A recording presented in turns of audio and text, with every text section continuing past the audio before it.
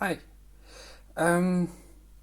this is my Amiga 1200. It's recapped, it's got a Indivision AGA Mark III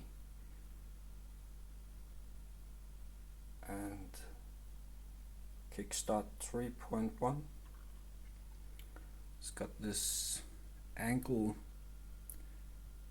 compact flash IDE adapter with a 40-pin IDE connector for slave stuff, and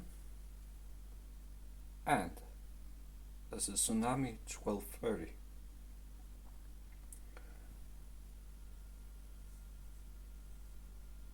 I just got these new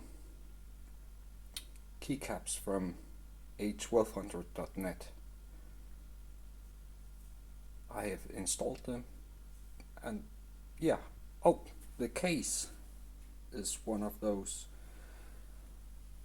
It looks more grayish blue, but it's a case from A1200.net.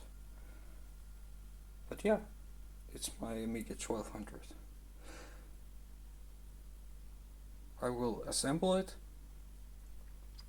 and then make another video.